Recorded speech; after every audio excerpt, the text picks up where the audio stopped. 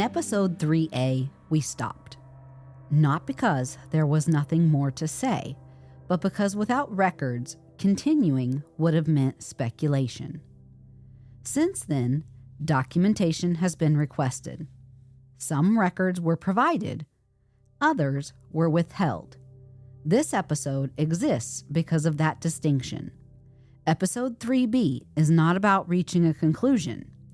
It is about examining what documentation does and what happens when documentation stops. Before we move forward, we need to orient you. Episode 3A examined how Joseph Smedley's case was presented publicly after it was ruled a suicide and closed.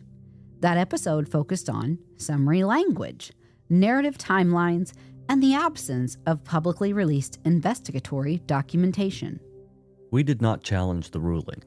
We did not substitute an alternate theory, and we did not speculate. We examined structure, how information was summarized, how conclusions were communicated, and how the designation closed limited public visibility. Episode 3A stopped intentionally because without records, examination becomes interpretation, and interpretation is not evidence.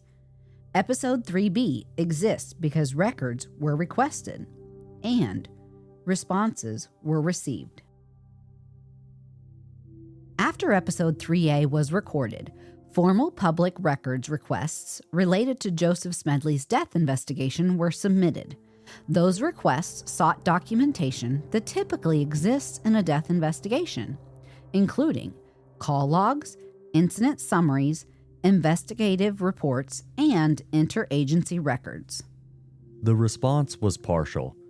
Some records were released, others were explicitly withheld. The reasons given for withholding were legal, not explanatory. That distinction matters. This episode exists to examine what we received, what we did not, what the law allows agencies to withhold, and what those limits mean for public understanding. We are not here to infer motive. We are here to examine structure. This episode does not claim that information is being hidden for malicious reasons. It does not claim wrongdoing. It does not accuse any individual or agency. What it does is slower and more important. It shows you what is documented, what is summarized, and what is absent. What you conclude about that absence is yours. This episode follows the Casewalker Evidence Book Method. That method separates information into 3 categories: documented, information supported by released records; stated, information asserted in summaries or public statements; and unavailable, information that exists procedurally but was not released. We do not collapse those categories. If a fact comes from a record, we identify the record. If a statement comes from a summary, we say so. If information is missing, we name the absence. We also apply verification rules. If we can independently verify something through official documentation, statutory authority, or primary source material, we say that. If we can't verify it, we say that too. Throughout this episode, you will hear phrases like, "the record shows," "the documentation provided confirms," "this is not established in the materials released," "this information cannot be verified based on available records." That language, that's intentional. It teaches you how to listen critically and how to distinguish between evidence and assumption. This episode is not here to tell you what to think. It is here to show you how to evaluate what you are being shown and what you are not. In episode 3B, we will inventory the records we received, identify the records that were withheld, explain why those records can legally be withheld, walk through what the release documentation actually establishes, and clearly state what remains unknowable without further disclosure. We will not fill gaps with theory, assign intent, or imply conclusions beyond the record. Everything you are about to hear comes from one of 2 places: release documentation or the the documented absence of it. That distinction is the foundation of this episode. We begin with what was actually provided. We begin episode 3B with something most coverage never does. We slow down and inventory the record, not the conclusions, not the summaries, the actual documentation that was released. Because before anything can be evaluated, it must be identified.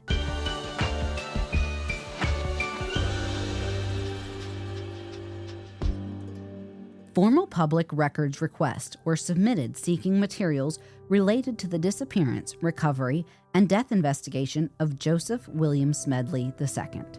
Those requests sought records that typically exist in a death investigation, including initial call logs, incident and case reports, investigative narratives, interagency communications, scene documentation, and supporting materials. The response did not include all requested materials. What was received falls into a narrow category: call level and incident summary documentation. What was not received includes broader investigatory materials. That distinction matters. The first category of records provided consists of call-level documentation. These are administrative records that log when a call was received, which agency logged it, and how the call was classified. Call logs answer a very specific question. When did law enforcement become formally involved? And in what capacity? They do not reconstruct events, they do not explain decision-making, and they do not document investigative reasoning. Call logs can establish date and time of contact, which agency received the call, how the call was categorized procedurally, and whether follow-up activity was logged. They provide sequence, not substance. Think of them as timestamps, not explanations. They tell you that something happened, not how it was handled. Call logs do not show what information was known at the time, what risk factors were considered, why specific decisions were made, or how investigative priorities were set. They do not include officer observations, reasoning, or internal deliberation. Those details live elsewhere, in records we did not receive. The second category of records provided consists of incident summaries. Incident summaries are not investigative reports. They are condensed administrative documents that log that an incident occurred, assign a classification, and record basic outcomes. They are designed for tracking, not transparency. Incident summaries can establish the type of incident logged, which agency held jurisdiction, the general outcome classification, and basic case status. They often include a brief description, a date, and a closing designation. They tell you what the case became. They do not show you how it got there. Incident summaries do not include investigative narratives, scene analysis, evidence inventories, interview summaries, or documentation of alternative considerations.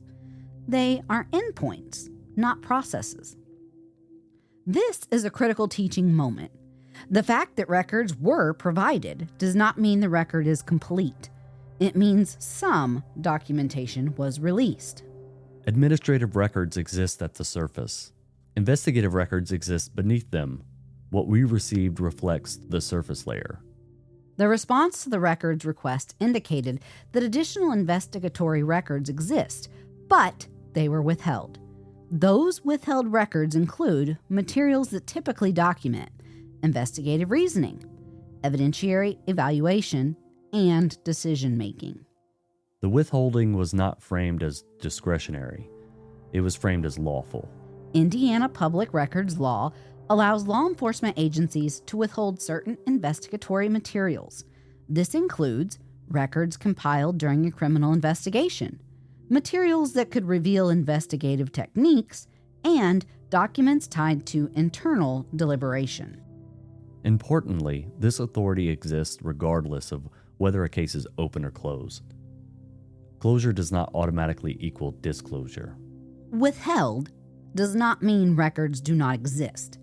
It means the agency acknowledges their existence, but they decline to release them under statutory authority. That distinction matters. The absence we are discussing is not accidental, it is procedural. Based on the materials provided, we can verify when the discovery was logged, which agency assumed jurisdiction, and how the case was classified procedurally. We cannot verify how conclusions were reached, what alternatives were considered, or what evidence supported specific determinations. Those limits are not interpretive, they are documentary. Before we analyze anything else in this episode, we need you to understand this boundary. Everything that follows is constrained by what exists in the public record. If something is not documented, we do not invent it. If something is withheld, we identify the gap. That discipline is what keeps this episode grounded. Now that we've identified what category of records we received, the next step is to walk through them in sequence. Not to interpret them, but to understand exactly what they establish. And just as importantly, what they do not. We start with the first documented contact. Now that we've identified what records were released, the next step is to anchor the timeline, not to what has been said publicly, but what the documentation actually confirms. This is where Episode 3B begins to diverge sharply from traditional case coverage, because from this point forward, every timestamp we mention must be tied to a record. Before we continue, we need to reset expectations. This is not a full reconstruction of Joseph Smedley's final days. That's not possible with the records that we have. What is possible is to identify the first verified points of official contact and to show where the public timeline begins and where it does not. This section is about anchoring. Anchors hold timelines in place. Without them, narratives drift.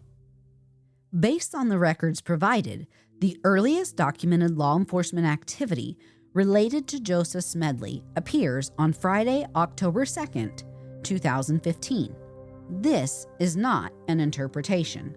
This is the first time-stamped record we have. That date corresponds to the discovery of Joseph Smedley's body in Griffy Lake. Everything prior to this point exists outside the documentation we received. This does not mean law enforcement had no involvement before October 2nd. It means earlier activity is not visible in the released records and cannot be independently verified by the public at this time. Those are not the same thing. Absence of documentation is not proof of absence of action, but it is a limit on what can be examined. The documentation confirms that Bloomington Police Department logged a call on the evening of October 2nd, 2015. That call corresponds to the discovery of a body in Griffy Lake. A call level record establishes the date of discovery, the responding jurisdiction, and the procedural shift from a missing person concern to a death investigation. It does not describe who made the discovery, how the discovery occurred, or what conditions were observed beyond summary language. A discovery call establishes one thing with certainty. From this moment forward, the case is no longer speculative. It becomes formal. What it does not establish, time of death, circumstances leading to discovery, or whether the body's location had been previously searched. Those questions require investigative records we do not have. The records confirm that jurisdiction shifted to Bloomington Police Department following the discovery. This is procedurally standard. When a body is discovered within a municipality, that agency assumes primary investigative authority. This matters because jurisdiction determines which agency controls evidence, which agency writes reports, and which agency decides what information is released. From this point forward, public understanding depends almost entirely on Bloomington Police Department summaries. The records provided do not show any written transfer narrative, interagency coordination notes, or documentation of investigative continuity from earlier involvement. We can't see how information moved between agencies, or whether prior assessments influenced later conclusions. That absence matters, not because it implies error, but because it prevents independent evaluation.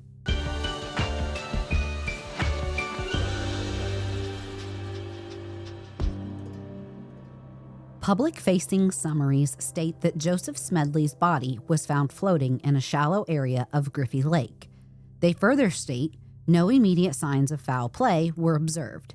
These statements are consistent across media reporting and official summaries. Importantly, these statements are conclusions, not raw observations. This phrase appears often in death investigations. It communicates an outcome. It doesn't explain what was examined, what measurements were taken, or which indicators were evaluated. Without seeing documentation, the public cannot determine how that conclusion was reached. They can only receive it. Based on the records provided, we can't verify water depth at the recovery location, exact position of the body, condition of clothing or personal effects, the time in water estimates, or whether the area had been previously searched. These details typically exist in recovery reports, dive team documentation, and scene diagrams. Those records weren't released. The records confirm that an autopsy was conducted. The official cause of death was listed as drowning. That finding is not disputed in the documentation. Cause of death tells us what physically happened, but it does not by itself tell us why. The records confirm that the manner of death was classified as suicide. With that classification, the investigation reached administrative closure. The case was closed. This classification carries legal weight. It ends investigative obligations. It removes the case from adversarial review. The records provided do not include a written explanation of how suicide was determined, documentation of alternative manners considered, or a narrative linking evidence to intent. There is no visible decision tree, no documented weighing of possibilities. Without that documentation, the public cannot assess the reasoning, only the result. This is where we pause and teach. Confirmed, discovery date, jurisdiction, cause of death, manner of death. Assumed, but not documented. How Joseph entered the water, when he entered the water, what his mental state was, or what investigative alternatives were considered. Assumptions may be reasonable, but reasonableness is not documentation. If you remember nothing else from this chunk, remember this. Everything we can verify begins on October 2nd. Everything before that exists in narrative space, not documentary space. And that gap is where confusion often lives. Now that we've anchored what the records confirm, the next step is to examine what should exist in a case like this, and compare that expectation to what was released. This is where structure becomes visible. Now that we've anchored the timeline to what the records actually confirm, the next step is to explain something most people are never taught: what normally exists in a death investigation. Because you cannot understand what's missing until you understand what should be there. Across jurisdictions in the United States, death investigations generally follow a recognizable structure. Not because every case is the same, but because evidence handling requires consistency. While exact forms may vary by agency, the categories of documentation are remarkably similar. This is not theory. This is standard practice taught to investigators, medical examiners, and coroners nationwide. In a death investigation involving a recovered body, especially one found outdoors or in water, scene documentation is foundational. This typically includes scene photographs from multiple angles, wide shots, close-ups, measurements and distances, diagrams or sketches, environmental conditions, and notes describing body position and orientation. These records are created before conclusions are finalized. They exist to preserve the scene as it appeared at discovery. In Joseph Smedley's case, we did not receive scene photographs, diagrams, measurements, or any written scene narratives. We received only summary-level statements about the scene. That means the public cannot see what investigators saw. They can only hear what investigators concluded. When a body is recovered from water, additional documentation typically exists. This often includes dive team reports, recovery timelines, water depth measurements, current and visibility conditions, equipment used, and chain of custody notes.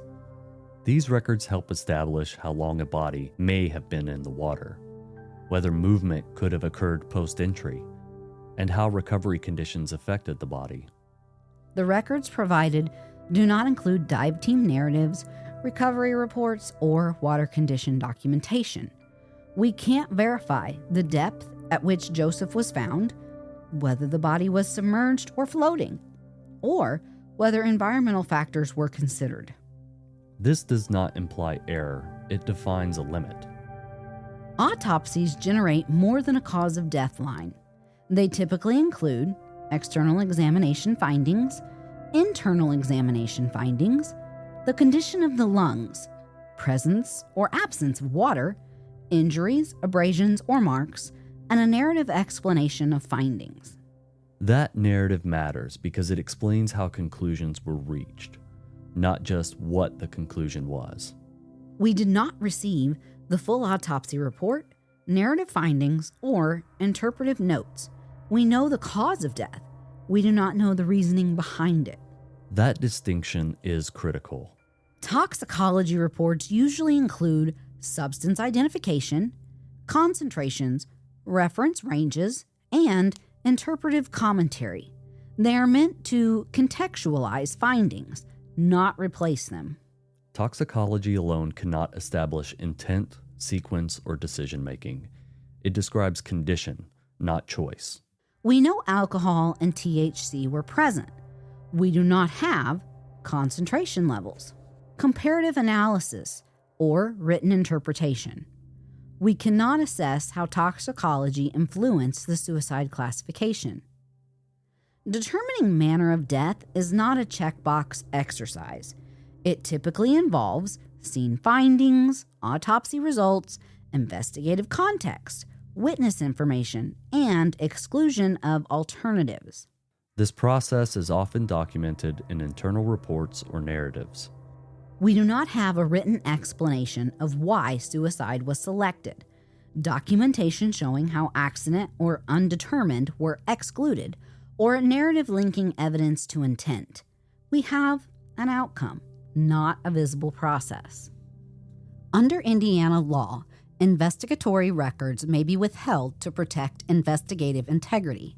This includes internal deliberations, evidence evaluation, and working conclusions. Withholding is lawful, but it has consequences. When records are withheld, the public cannot evaluate decision-making, identify assumptions, or test conclusions. They must rely on trust. Trust is not inherently wrong, but trust without visibility limits understanding. We're not saying records were withheld to hide wrongdoing. We are saying records were withheld under a legal framework that prioritizes agency discretion. What listeners do with that information is their choice. Most people hear, records were withheld, and they stop listening. We want you to ask a better question. Withheld from whom? And why? Understanding that distinction is how accountability works. Now that we've identified what should exist and what we cannot see, the next step is to examine the explanations we were given, not emotionally, but procedurally. Because explanations shape belief. In this point in the episode, we need to talk about a word that appears simple but carries enormous weight: investigatory. This single word determines what the public can see and what it cannot. In response to public records requests, law enforcement agencies cited Indiana public records law to withhold certain materials. The reason given was consistent. The requested documents were classified as investigatory records. That phrase was not accidental. It was precise. Under Indiana law, investigatory records are broadly defined. They can include records compiled during a criminal investigation, materials reflecting investigative strategy, internal assessments and deliberations, evidence evaluation, and decision-making processes.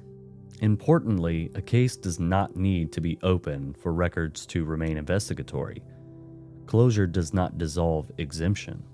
Investigatory does not mean classified, secret, or illegal to release. It means discretionary. The agency decides whether release would compromise its interests. That discretion is built into the law. Public records law balances two competing interests: the public's right to know and the state's interest in effective law enforcement. The investigatory exemption exists to protect investigative techniques, prevent witness intimidation, avoid misinterpretation of raw evidence, and shield internal deliberation. These are legitimate concerns. Tension arises when a case is closed, no charges were filed, no court review occurred, and records remain withheld. In those situations, the public has no forum to test conclusions.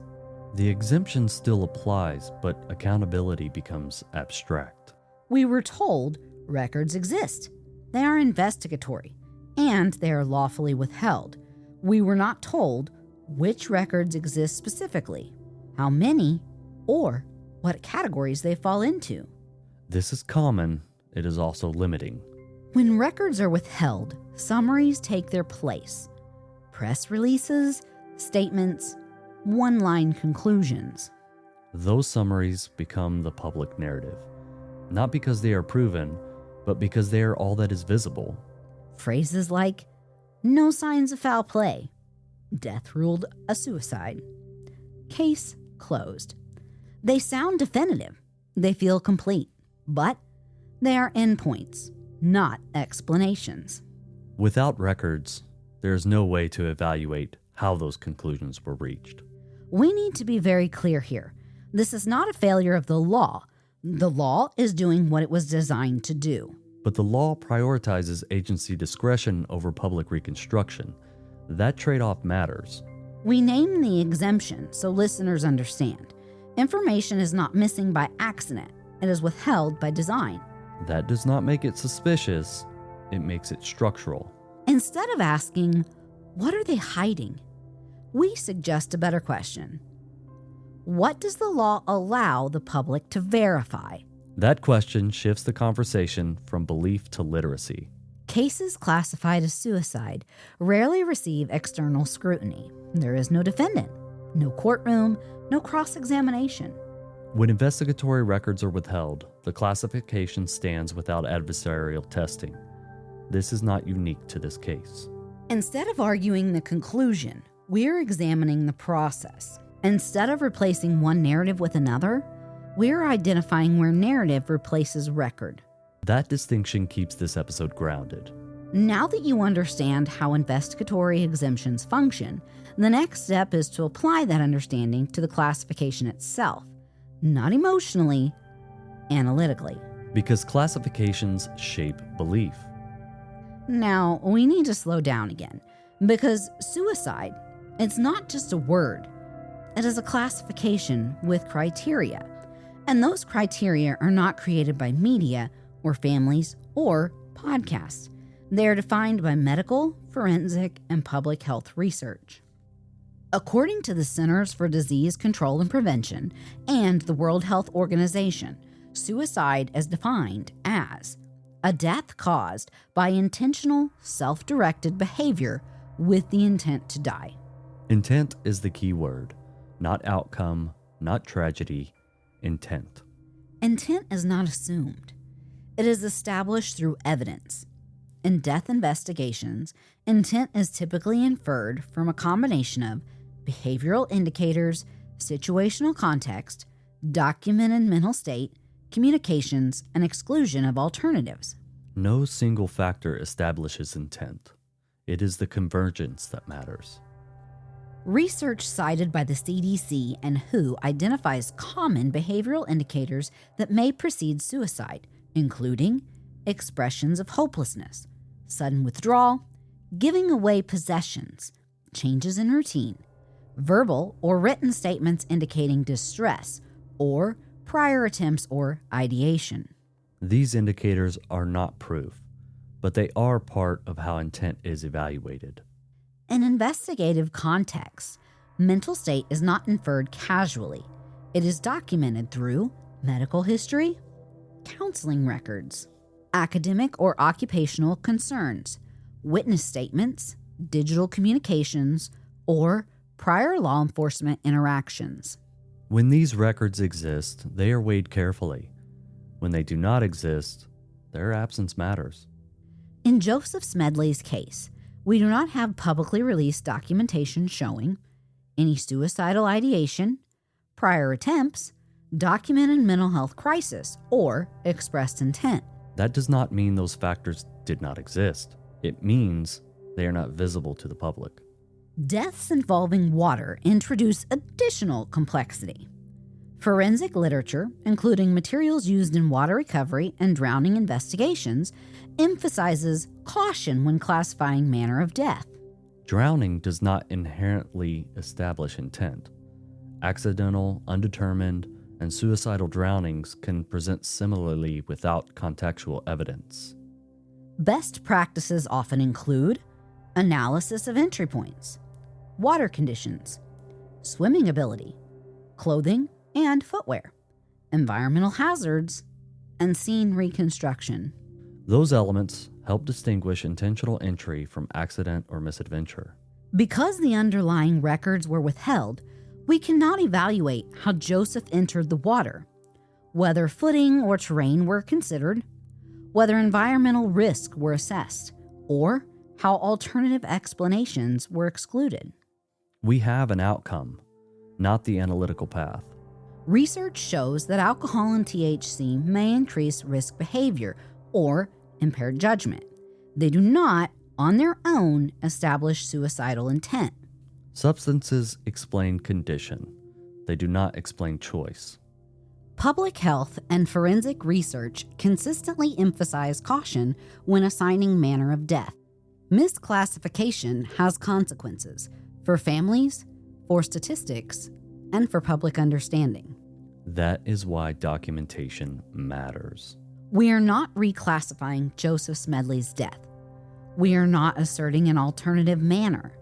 We are not substituting opinion for record. We are examining whether the public record allows independent understanding of how the classification was reached. Research outlines what should be considered. Records show what can be evaluated. In this case, those two do not fully overlap. That gap is not emotional. It is documentary.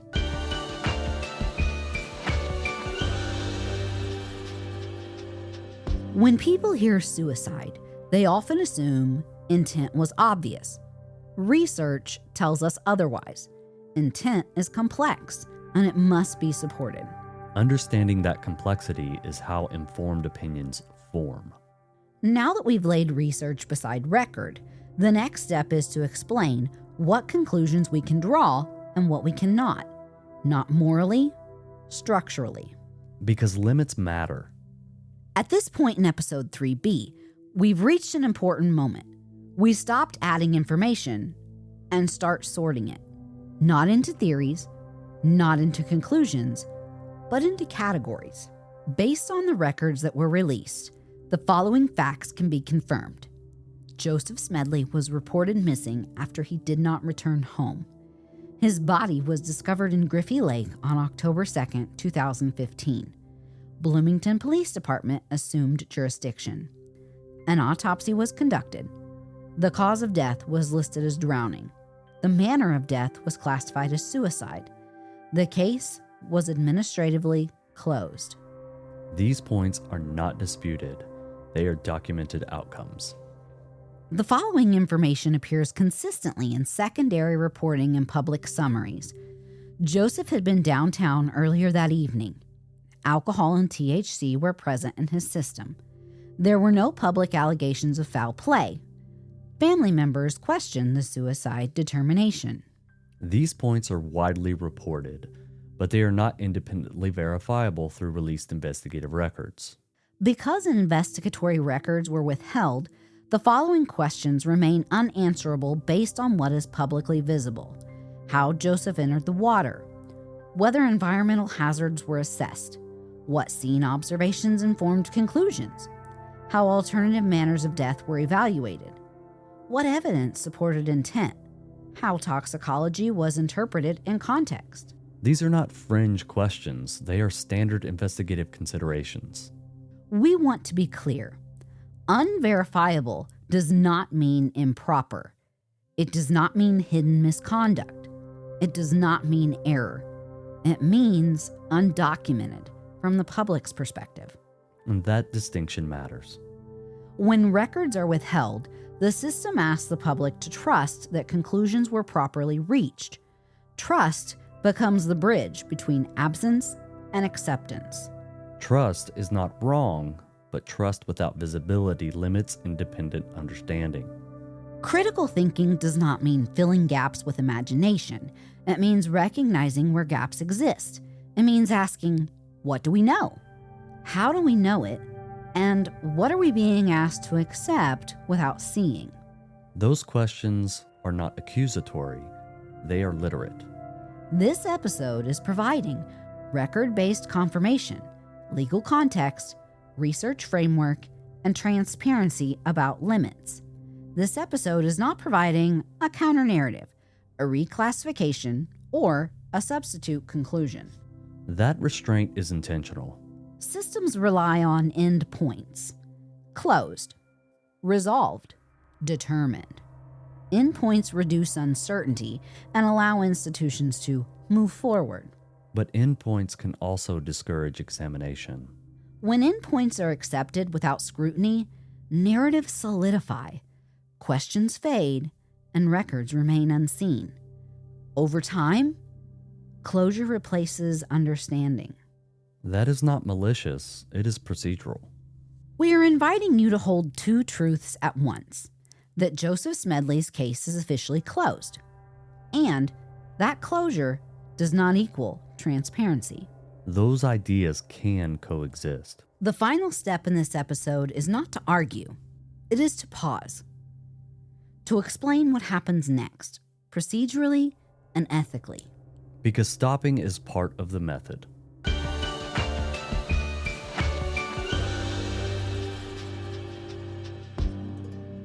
At this point, it's fair to ask why we are stopping. Not because there are no more questions. There are plenty. Not because the case lacks complexity. It does not. But because this is the point where discipline matters more than curiosity. The Casewalker Evidence Book Method requires restraint. It requires us to stop when records stop, to resist the urge to turn uncertainty into narrative. That restraint is not silence, it is precision. Most true crime coverage does not stop here. When records end, speculation begins. Theories replace documents. Emotion replaces method. Certainty is implied where none exists. That shift feels productive, but it's not investigative. Speculation feels satisfying because it fills the silence. It gives listeners answers, but answers built without records are not accountability. They're storytelling. And once storytelling takes over, the system no longer feels pressure to release documentation. Everything we have done in episode 3B falls into one category: questions. Not accusations, not conclusions, not demands. Questions anchored in process. Those questions do not claim wrongdoing. They claim interest. Records change power dynamics. They shift authority from institutions alone to shared examination. They allow timelines to be tested. They allow assumptions to be challenged. They allow conclusions to be understood, even when they remain unchanged. Records do not guarantee reversal, They guarantee visibility. If investigatory records related to Joseph Smedley's case are released in the future, Episode 3B changes. Not emotionally, procedurally. A record-based episode would allow us to reconstruct verified timelines, examine scene documentation, review investigative decisions, and test conclusions against evidence. What would not change is our role. We would not advocate. We would not prosecute. We would not exonerate. We would examine. We are not here to promise a different conclusion. Records might reinforce the existing determination. That outcome would still matter because it would be documented. Transparency is valuable even when it confirms authority. Episode 3B is not about Joseph Smedley alone. It is about a pattern, closed cases, administrative determination, limited public visibility. This episode teaches a skill: how to listen when information stops. We want listeners to walk away knowing how investigations transition from missing to death, how cause and manner differ, how suicide determinations function procedurally, and how record withholding limits understanding. Not what to think, but how to evaluate. This isn't just about podcasts. It's about how institutions communicate outcomes, how language creates closure, how summaries replace documentation, and how trust is requested without visibility. These dynamics exist everywhere. We will not turn a lack of records into implication. We will not turn silence into accusation. We will not fill gaps with narrative. That boundary is the work. This episode ends without a conclusion because conclusions require evidence. What we have offered instead is structure. Structure allows understanding without belief. If you leave this episode feeling unsettled, that's appropriate, not emotionally, intellectually.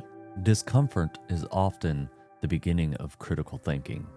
Joseph Smedley's case was closed. In episode 3A, we examined how that closure was presented. In episode 3B, we examined what the records show and what they do not.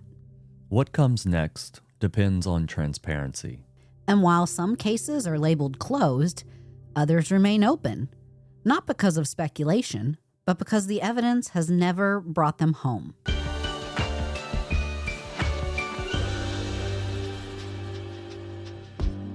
Part of our mission is visibility, to highlight people who have not been found, cases that remain open, and families who are still waiting for answers. Every episode, we take time to name someone who is still missing in Indiana. Because these cases don't end when the headlines stop. Tonight, we spotlight Ella Saylor. According to the National Center for Missing and Exploited Children, Ella Saylor has been missing from Muncie, Indiana since February 3rd, 2024. Her case is officially listed through multiple national and law enforcement databases. National Center for Missing and Exploited Children, case ID number 2015552. National Crime Information Center, NCIC number M0076421106. And in NamUs, Missing Person ID MP131991. According to the National Center for Missing and Exploited Children, Ella was 15 years old at the time she went missing. NCMEC describes Ella as a white female, approximately 5 feet 4 inches tall, weighing about 230 pounds, with brown hair and brown eyes, and braces on her teeth at the time she was last seen. The official NCMEC missing child poster states that Ella may still be in the local area. Local reporting adds that she was last seen wearing a gray hoodie with Washington, D.C. written on the front, and black pajama pants with puzzle piece designs. Indiana State Police issued a silver alert for Ella on February 4th, 2024, indicating concern for her safety. As of today, there have been no publicly confirmed sightings and no announcement from law enforcement that Ella has been found. Public missing persons alerts Also note that Ella's 17th birthday is approaching on January 30th, a milestone her family hopes she will reach safely, surrounded by the people who love her. If you have any information at all regarding Ella Saylor's whereabouts, you are urged to contact the Muncie Police Department at 765-747-4838 or call 911. Tips can also be submitted through National Center for Missing and Exploited Children or through Ella's official NamUs missing person profile. A detail, a memory, something that didn't seem important at the time could be what helps bring her home. This is why we keep doing these spotlights. Time passing doesn't mean a case is over. It just means families have been waiting longer. At the end of every episode this season, we will continue to spotlight someone who is still missing in Indiana, a name that deserves to be spoken, and a case that deserves continued attention. Because every missing person is more than a flyer or a database entry. They are a child, a family, and a future someone is still waiting for. If you or someone you know is struggling, help is available. In the United States, you can call or text 988, the Suicide and Crisis Lifeline. This has been the Casewalker Chronicles. And we hope you keep walking with us.